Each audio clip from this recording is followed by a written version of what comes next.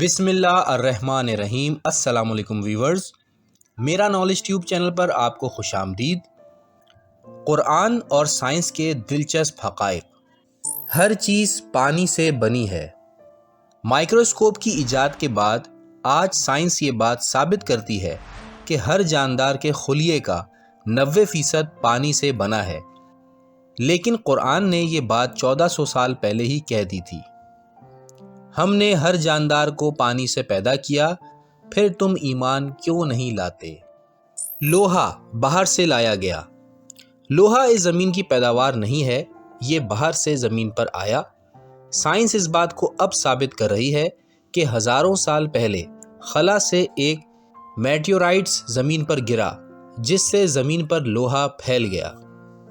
اللہ نے یہ بات قرآن میں اس طرح بتائی ہے کہ ہم نے لوہا لوگوں کے فائدے کے لیے اتارا، جس میں بڑا ہی زور ہے۔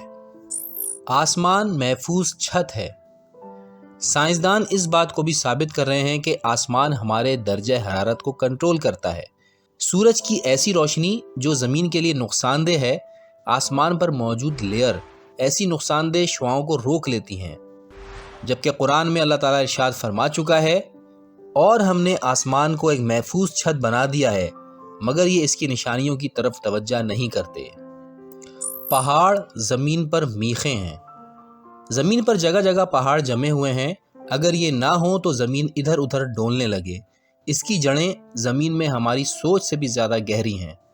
اللہ تعالیٰ نے قرآن میں فرما دیا، کیا یہ واقعہ نہیں کہ ہم نے زمین کو فرش بنایا اور پہاڑوں کو میخوں کی طرح گاڑ دیا۔ کائنات پھیل رہی ہے۔ کائنات یا یونیورس مستقل بڑھ رہی ہے۔ یہ بات 20ویں صدی میں اسٹیفن ہاکنگ نامی سائنسدان نے کہی۔ اس سے پہلے دنیا اس بات کا تصور بھی نہیں رکھتی تھی، لیکن اللہ نے قرآن میں پہلے ہی ارشاد فرما دیا، آسمان کو ہم نے اپنے ہاتھوں سے بنایا اور بے شک ہم اس میں وسعت دینے والے ہیں۔ سورج اپنے مدار میں حرکت کرتا ہے۔ 19ویں صدی تک دنیا اس بات کو مانتی تھی کہ یہ سورج ایک جگہ رکا ہوا ہے، جبکہ سیارے اور زمین اس کے گرد گردش کرتے ہیں، لیکن یہ تھیوری غلط ثابت ہوئی۔ اب سائنس کہتی ہے کہ سورج بھی اپنے مدار میں گردش کر رہا ہے، اور یہ بات قرآن نے پہلے ہی بتا دی۔ اور وہ اللہ ہی ہے جس نے رات اور دن بنائے، سورج اور چاند کو پیدا کیا، سب اپنے اپنے مدار میں تیر رہے ہیں۔ سبحان اللہ۔